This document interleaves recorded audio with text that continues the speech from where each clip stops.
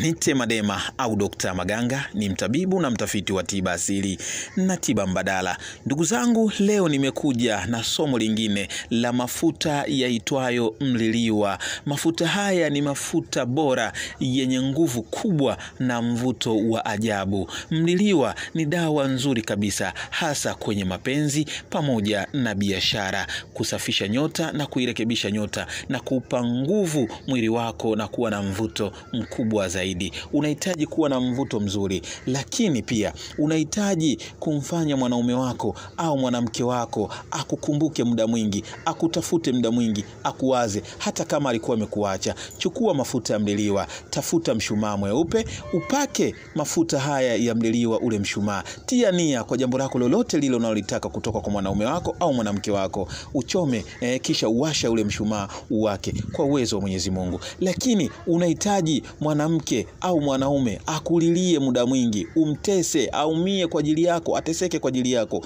Chukua mshumaa mwekundu, pakaza mafuta haya ya mliliwa, kisha uwashe ule mshumaa kwa uwezo wa Mwenyezi Mungu. Yule mwanamke atateseka kwa ajili yako, yule mwanaume atateseka kwa ajili yako, hata kama alikuwa ni bahili kiasi gani, kwa sababu kuna wanawake wanapata bahati ya kuwa na wanaume wazuri wenye pesa, lakini kusaidiwa inakuwa ni mtihani. Kuna watu wengine pia wanatengeneza mahusiano, lakini mahusiano hayo yamekuwa ni ya kuvurugika na kuharibika. Chukua mafuta haya ya mliliwa, yatakwenda kukusaidia. Chukua mshumaa, chukua mshumaa mweupe na mwekundu kwenye mapenzi yako hayo unayotaka. Kama kumliza mtu, chukua mshumaa mwekundu. Kama kumfanya akutafute na awe anakuwaza muda mwingi, chukua mshumaa mweupe. Kwa uwezo wa Mwenyezi Mungu utakwenda kukaa sawa. Lakini unahitaji kutengeneza mwili wako, nyota yako uwe na mvuto mzuri. Chukua mafuta haya, paka, dondosha kidogo kwenye maji, nenda kaoge kwa manuizi. Kwa uwezo wa Mwenyezi Mungu, chochote kile utakachokuwa unakitaka. Ukitaka kuliliwa na ugombaniwe pia, oga mafuta haya kisha